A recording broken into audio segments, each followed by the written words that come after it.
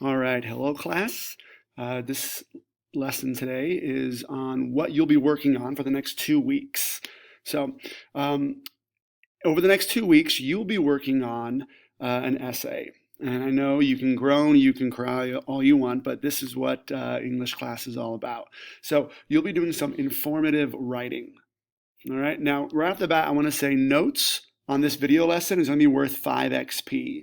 So if I were you, I would pause the video, take out a piece of paper and a pencil, and tomorrow I'll be checking to see who took notes. And good notes on this will be worth 5 XP. All right, so we have read 3 different stories about people who have taken journeys. All right, so 3 different characters, all who have taken different journeys.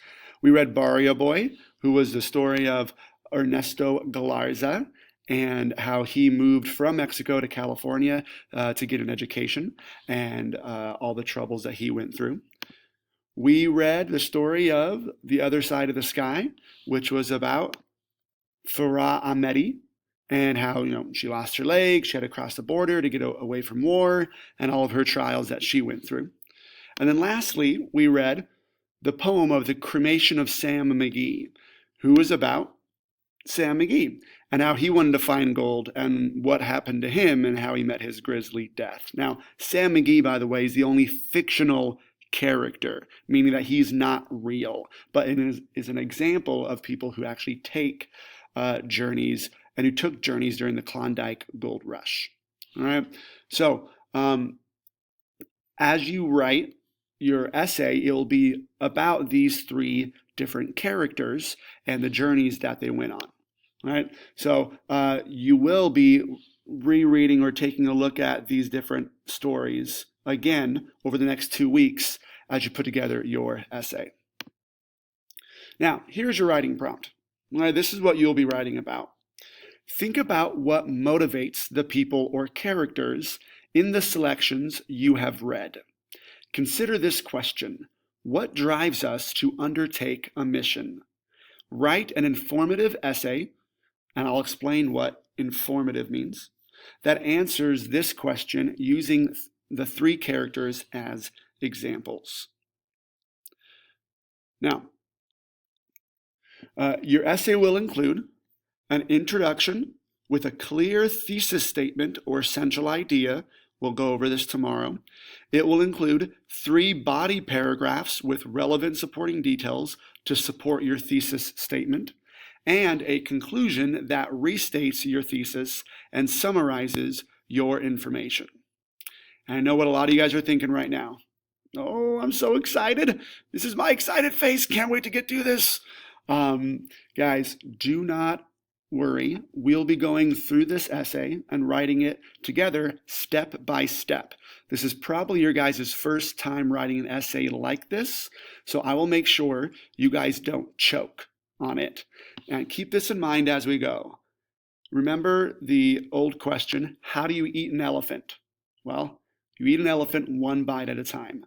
If you think about eating the whole entire elephant, you will choke and you will not want to do this essay, and you will always put it off and never do it. But keep in mind, if you eat an elephant 1 bite at a time, eventually this big giant task of eating an elephant will be done, and you'll turn around and go, oh man, how did I do that? But we got to do it 1 bite at a time, okay? And for those of you guys who like to wait and procrastinate and not do your work, don't. All right, because we are going to spend the next 10 school days going over this and writing your essay. If you wait till the last minute to actually do any of it, then you will have to be eating a whole elephant all at once, and you will choke and you will die. So, no procrastinating. Make sure you stick with the work as we go. All right? So, this is what your essay is going to include. Now, let's talk quickly about informative writing. Informative writing are things like magazines, history books, newspapers, science books, how-to manuals, etc. All right, all these things just give us information. That's why it's called informative writing. It's not an argument. It's not a story. It's just information or informative writing. You'll be using one of these as the way that you're going to be writing your essay. And you're going to be doing it as if you are writing a magazine. Okay? Now, we're going to act like your essay is you're writing it for a teen magazine. All right, magazine geared towards middle schoolers, and you're going to write your essay to those readers. So you have to keep those readers in mind. All right, so you're going to write like you are a writer for a teen magazine, and your boss asked you to write a piece about what motivates people to do difficult things. All right, so your audience is going to be a bunch of teenagers. So you'll be writing to them using the 3 characters in those 3 stories that we read to show examples of what motivates people to do difficult things, and maybe how your readers can be motivated to do difficult things in their lives. Now, you guys are all teenagers, so you should be able to know what your audience likes and what they're expecting. Right? So let's take a moment and read this paragraph. This is from Study Sync, and we're going to read this together. I'll read it to you guys about what informative writing is. Okay? So, strong informative writing introduces a central or main idea in the thesis statement and develops that central idea with supporting details. The use of transition words or phrases helps to direct the flow of ideas and to make connections between supporting details. The conclusion of an informative or explanatory essay should come from the facts and information presented earlier in the essay. Because this type of essay is informative, the writing should be unbiased. All right, quick pause. Unbiased means you don't have an opinion. All right, you're literally just presenting the facts and the information. In other words, the writer does not state his or her own opinion, but presents ideas that are based in fact. A good way the writer can do this is by establishing a formal style of writing. Now, a formal style of writing can be done in a couple ways. First off, there's no I or you or we in the writing. You won't say, well, I once did this and blah, blah, or you should never do this, or as a school, we, that's called informal writing. We're going for formal writing. So you won't be using I, you, or we as you write this essay. All right. Next, you'll be using academic words. Now, remember, you are writing for a teen magazine, and your audience are teens, so you don't have to use scientific words, but you must use academic words rather than just going, yeah, it's cool. Sometimes it's hard and stuff. Those aren't academic words. Also, again, you must be unbiased. All right. You're not arguing a point. Right? You're not going, well, I think it's this, and anybody else who thinks that this is stupid. I just think this is the right way. No, that's not what this is. This is an unbiased essay that you will be writing. All right? Let's look at 2 examples.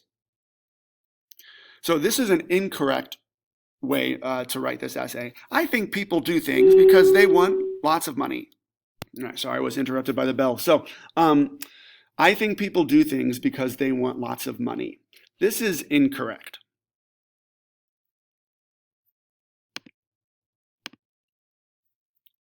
Now let's look at another example. This is the correct form of that. Some people are motivated by the desire for wealth.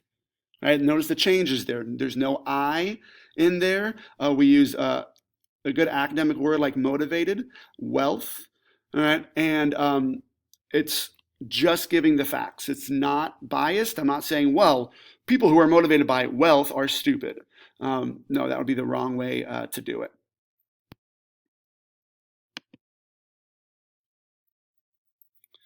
All right, now here's going to be your grading rubric for this assignment. Right? There are going to be 6 areas or 6 different skills that will be going into your haiku grade. All right, and let's look at them one by one. So first, there's I'm looking for a statement of purpose or your focus throughout your essay. Now notice there's a score of 1, 2, 3, 4, 5 here. I'm just going to count.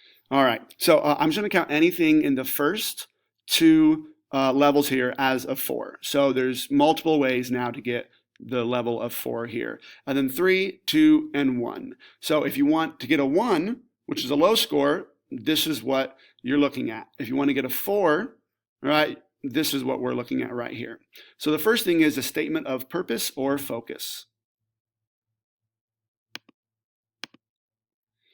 Next is evidence. Go ahead and take a look at these different criteria of how you get 1, 2, 3, or 4. Remember, 4 is the top 2. All right? Then we're looking at analysis, all right, how you actually analyze and use your brain to actually develop the topic.